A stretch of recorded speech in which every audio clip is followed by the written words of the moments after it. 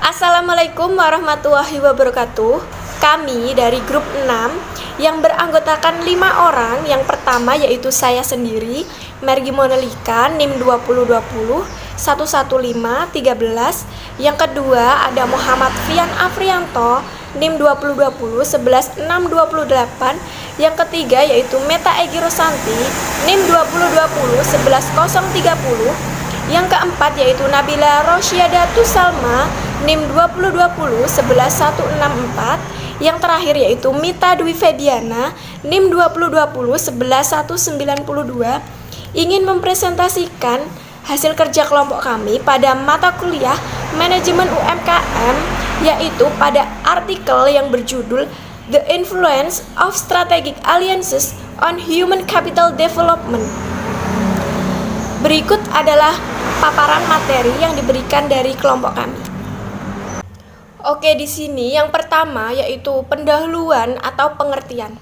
Menurut Teich 1992, aliansi strategis adalah hubungan di mana dua atau lebih mitra membagi komitmen untuk mencapai tujuan strategis bersama, menggabungkan semua kapasitas dan sumber daya mereka dan mengkoordinasikan kegiatan mereka. Dalam kasus usaha kecil menengah atau UKM yang umumnya ditandai dengan kekurangan sumber daya, strategi bisnis ini bahkan lebih relevan. Relevansi aliansi dalam konteks UKM dijelaskan oleh meningkatnya daya saing perusahaan. Perusahaan ini yang mengharuskan pengusaha, manajer mereka untuk terus memantau lingkungan bisnis. Dars and Edverson pada tahun 2012 menyimpulkan bahwa pengetahuan telah menjadi sumber utama untuk pertumbuhan dan keberlanjutan UKM, membuatnya lebih mudah beradaptasi. Oleh karena itu, motif yang terkait dengan aliansi untuk pembelajaran adalah perolehan pengetahuan untuk manajemen akses ke pengetahuan dan kompetensi mitra, dan menciptakan pengetahuan baru. Keberhasilan perusahaan dapat dinilai dari kapasitasnya untuk menghasilkan IC melalui interaksi antara modal manusia, struktural atau infrastruktur, dan relasional yang di dalamnya yaitu klien, pemasok atau kolaborator. Digunakan untuk menciptakan, mentransfer, dan menerapkan pengetahuan dan mempromosikan inovasi. Henry pada tahun 2013 menganggap bahwa di banyak UKM belum ada pemahaman praktis yang memungkinkan pemanfaatan potensi atau penerapan fungsional dari pengetahuan dan modal manusia sebagai strategi bisnis. Meski demikian, tekanan bahwa UKM harus berkonsentrasi pada sumber daya manusia mereka sebagai cara untuk mengatasi kelemahan mereka karena skala mereka dan menciptakan nilai strategis yang dapat dikenali. Kemudian berikutnya di sini ada latar belakang teoritis. Yang pertama, aliansi strategis dan modal manusia. Aliansi strategis hadir di banyak organisasi, terutama karena karakteristiknya yang sangat memfasilitasi yang membantu mendorong peningkatan kinerja, menghasilkan pengetahuan, dan mengembangkan sumber daya manusia. Faktor lain adalah kebutuhan untuk beradaptasi dengan munculnya persaingan baru, hubungan intra dan antar perusahaan lateral. Namun, faktanya adalah bahwa aliansi mengintensifikan interaksi yang berarti mengurangi ruang dan waktu dalam hubungan antar aktor mereka. Dalam konteks persaingan baru, di mana UKM beroperasi, yaitu ditandai dengan ketidakpastian yang lebih besar dan kebutuhan yang lebih besar untuk interkoneksi dengan lingkungan. Aliansi menonjol sebagai alternatif untuk jenis perusahaan ini agar lebih kompetitif dan mendapatkan akses yang lebih mudah ke produk, layanan, teknologi, dan pasar seperti yang dijelaskan oleh Castells. Dalam pandangan Matos pada tahun 2013, modal manusia dibagi menjadi modal individu dan juga modal tim. Modal individu adalah pengetahuan yang melekat pada individu yang mengandung sumber nilai yang sebenarnya, serta bakat dan keterampilan yang diperlukan untuk menciptakan inovasi. Sedangkan modal tim mengandaikan adanya jenis kelompok yang memiliki tujuan yang sama dan dibedakan dari yang lain berdasarkan tingkat kinerjanya dalam tugas yang diberikan.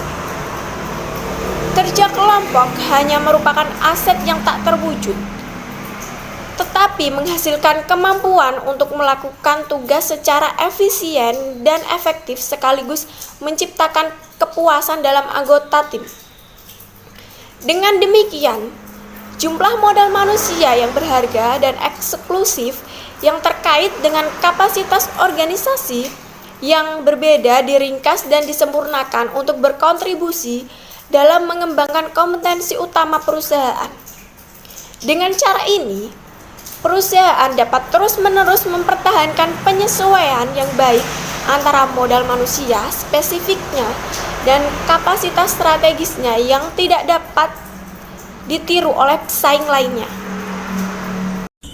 Pengembangan hipotesis penelitian dalam literatur, berbagai motif dipertimbangkan untuk pembentukan aliansi strategis, dan dalam penelitian ini motif dikelompokkan menjadi dalam 3 dimensi. 1. Pengetahuan atau pembelajaran. 2. Efisiensi. 3. Pasar. Pengetahuan pasar adalah salah satu sumber daya yang berasal dari pengetahuan, transfer, dan merupakan salah satu motif penting untuk pengetahuan dan proses belajar. Pengetahuan individu yang bekerja di perusahaan atau modal manusia merupakan salah satu sumber daya utama organisasi. Modal manusia perusahaan adalah segala pengetahuan, kompetensi, dan keterampilan individu yang membentuk dasar bagi organisasi mempelajari dan mempengaruhi kapasitas perusahaan untuk memperoleh pengetahuan baru. Dalam keadaan seperti ini, salah satu motif utama pembentukan aliansi strategis adalah akses ke pengetahuan dan transfer pengetahuan. Pelatihan sumber daya manusia memfasilitasi terciptanya pengetahuan organisasi dan perkembangan teknologi perusahaan. Di antaranya, 1. Nilai-nilai orang dan sikap mempengaruhi budaya organisasi.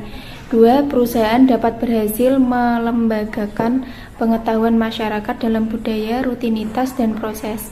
Untuk merangsang pertumbuhan modal manusia, organisasi harus lebih banyak menggunakan pemahaman dan keterampilan kolaborator, dan seiring waktu, lebih banyak orang akan mengembangkan keterampilan dan kompetensi yang berguna bagi organisasi tersebut. Pengetahuan atau pembelajaran berpengaruh positif terhadap modal manusia. Peningkatan efisiensi mencakup identifikasi proses yang tidak efisien dan sumber daya yang merugikan profitabilitas perusahaan, dan usulan solusi yang meningkatkan kualitas dan produktivitas. Peningkatan ini memiliki efek positif dan langsung pada laba perusahaan. Dalam konteks ini, tingkat konsumen kepuasan saling terkait dengan tingkat efisiensi perusahaan. Menurut Sharma, peningkatan efisiensi mencakup identifikasi proses dan sumber daya yang tidak efisien yang membahayakan profitabilitas perusahaan, dan usulan solusi yang meningkatkan kualitas dan produktivitas. Peningkatan ini memiliki efek positif dan langsung pada laba perusahaan. Dalam konteks ini, tingkat kepuasan konsumen saling terkait dengan tingkat efisiensi perusahaan. Faktanya bahwa dalam aliansi memfasilitasi kesinambungan di pasar, dan UKM memperoleh keunggulan kompetitif yang berkelanjutan. Karena aliran informasi dan pengetahuan bersama yang lebih besar, tindakan bersama antara perusahaan mitra menjadi layak dalam hubungan. Harus mempertimbangkan bahwa aktivitas berbasis pengetahuan adalah sumber utama keunggulan kompetitif yang berkelanjutan dalam perekonomian, terutama dalam jenis perusahaan.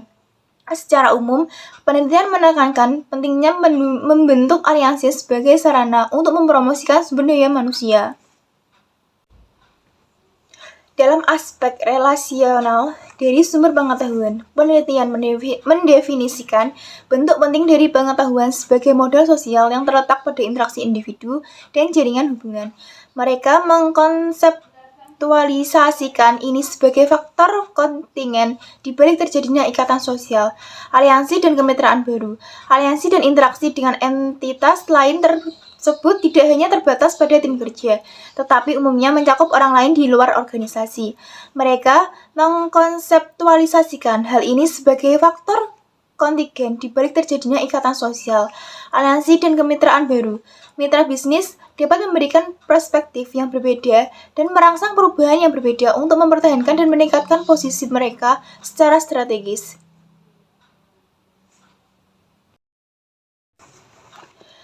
Selanjutnya, metodologi. Yang pertama adalah sampel dan pengumpulan data.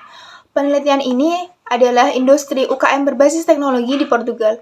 Pilihan industri UKM berbasis teknologi untuk penelitian ini berkaitan dengan sumber daya manusia, yang menjadi sumber daya penting untuk sektor perusahaan. UKM sebagai perusahaan yang mendasarkan sebagian besar aktivitas mereka pada sumber daya manusia yang tersedia. Sampel dibentuk dari database yang disediakan dengan semua perusahaan yang terkandung di dalamnya dan memenuhi semua kriteria sehingga total 1963 UKM. Melalui platform Google Docs, 1963 kuesioner ditetapkan dengan 192 yang dikembalikan, yaitu hanya 1.771 perusahaan yang menerima kuesioner. Secara total, 293 perusahaan menjawab kuesioner, 257 diantaranya dianggap valid, setara dengan tingkat respons dan valid dari 14,51%. Selanjutnya ada variabel dan pengukuran. Untuk menemukan skala pengukuran terbaik untuk masing-masing konstruksi yang diteliti, tinjauan literatur skala pengukuran yang ada dilakukan. Dengan demikian, mengenai pilihan skala pengukuran untuk dua konstruksi, diputuskan untuk menggunakan skala yang sudah divalidasi oleh pihak lain peneliti. Sedangkan untuk konstruksi aliansi strategis digunakan skala Valentin. Reliabilitas skala dianalisis dengan menghitung Cron Batch untuk masing-masing dimensi. Seperti yang diamati pada tabel 1, hasilnya dapat diterima untuk semua dimensi, yaitu nilai jenis di atas ambang batas penerimaan 0,70. Hal ini memungkinkan kita untuk menyimpulkan bahwa berbagai dimensi sangat kuat diimplementasikan pada UKM berbasis teknologi industri yang dipelajari di sini. Kemudian analisis data. Ada berbagai macam alat analisis yang tersedia untuk menganalisis kuantitatif hasil penelitian. Namun, untuk mencapai tujuan penelitian kami dan untuk memvalidasi hipotesis, data yang dikumpulkan melalui kuesioner dianalisis melalui teknik statistik pemodelan persamaan struktural menggunakan AMOS versi 22 perangkat lunak untuk tujuan ini. 4. Hasil. Tabel 2 mencirikan UKM sementara tabel 3 mencirikan aliansi strategis yang dibentuk oleh perusahaan. Perlu dicatat bahwa perusahaan yang memiliki atau memiliki lebih dari satu aliansi strategis adalah diminta untuk menjawab kuesioner dengan mempertimbangkan hanya satu aliansi. Aliansi dengan yang terbesar kepentingan strategis bagi mereka.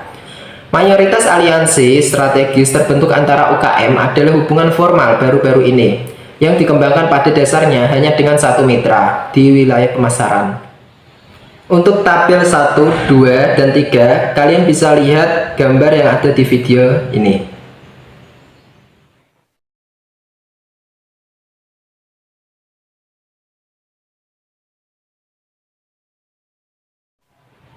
Selanjutnya, validasi model pengukuran. Sebelum pengujian hipotesis, sangat penting untuk memverifikasi validitas model pengukuran. Ini termasuk menentukan apakah instrumen benar-benar mengukur apa yang diukur untuk diukur. Model pengukuran divalidasi melalui analisis faktor konfirmatori. Setelah menilai model pengukuran, ditentukan apakah ini harus disempurnakan, karena menyajikan pengukuran penyesuaian yang sangat rendah. Melalui analisis pembebanan mengacu pada setiap item atau variabel. Beberapa item ditemukan menyajikan tingkat keandalan individu yang rendah. Oleh karena itu, diputuskan untuk menghilangkan semua yang hadir beban di bawah 0,5. Residu standar disajikan pada tabel 5. Menurut hasil yang diperoleh, tidak ada residu standar yang dipertimbangkan menyinggung. Setelah menyempurnakan model akhir, hanya tersisa 15 variabel. Untuk tabel 5, kalian bisa lihat gambar yang ada di video ini. Kemudian ada validasi model struktural. Tabel 7 menyajikan langkah-langkah penyesuaian model struktural. Model menyajikan global yang dapat diterima penyesuaian dengan GFI 0,943, namun nilai pengukuran ini hanya sedikit di atas 0,08 dan jauh di bawah ambang batas 0,12 untuk penolakan model. Oleh karena itu, model struktural yang disajikan pada gambar 1 diterima.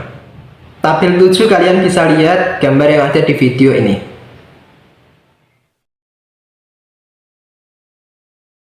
Mengakui bahwa salah satu motif utama untuk membentuk aliansi strategis adalah akses ke pengetahuan. Pengetahuan diciptakan oleh individu. Perusahaan memiliki peran dukung dalam menyediakan konteks untuk penciptaannya dan mengintegrasikannya dalam jaringan pengetahuannya. Ronaka 1994, Green 1996, Fuji Amato dan Amato Neto 2008 menganggap model manusia dan model sosial sebagai alat penting untuk pengembangan hubungan kerjasama dan untuk Alder dan Kwon 2022 dan Lytle 2013, hubungan yang dibangun perusahaan dengan orang lain menjadi penting untuk memberi mereka pengetahuan dan kompetensi yang mereka butuhkan untuk menghadapi globalisasi dan turbulensi pasar yang terus berubah. Selanjutnya, Fahrenheit 2015, model manusia tampaknya menjadi komponen dasar model intelektual. Karena pengetahuan terletak pada orang, perspektif ini mengarah pada kesimpulan bahwa untuk merangsang pertumbuhan model manusia. Oleh karena itu, melakukan tindakan bersama antara perusahaan atau aliansi strategis mendukung penciptaan dan konversi pengetahuan, menghasilkan model manusia. Hal ini meningkatkan kapasitas inovasi perusahaan. Caldas dan Candido 2013, selain memungkinkan peningkatan kinerja mereka. Mengenai tujuan penelitian kedua kami, hasil penelitian mengungkapkan bahwa pengaruh motif yang terkait dengan efisiensi melalui pembentukan aliansi pada model manusia adalah kuat dan positif. Oleh karena itu, H2 diterima. Sarma DKK 2014, peningkatan efisiensi termasuk mengidentifikasi proses dan sumber daya yang tidak efisien yang mengurangi profitabilitas perusahaan yang mengusulkan solusi yang meningkatkan kualitas dan produktivitas. Menurut Reis dan Amato Neto 2012, keuntungan dalam efisiensi kolektif yang diberikan oleh konsentrasi geografis perusahaan dalam jaringan, terutama jika mereka berada di sektor yang sama, akan memungkinkan pengembangan model manusia. Fuji Amato dan Amato Nato 2008 membahas pengaruh human capital dalam bentuk aliansi pada era produksi dan cost regional. Poyihonen dan Menlun 2004, aliansi strategis memungkinkan keuntungan efisiensi dan replikasi pengetahuan dan harus berfungsi sesuai dengan logika sistem mekanistik dengan fokus pada penetapan norma dan peraturan. Bentuk ini direkomendasikan untuk sistem produksi, di mana arus antar aktor sebagian besar terdiri dari produk fisik dan uang.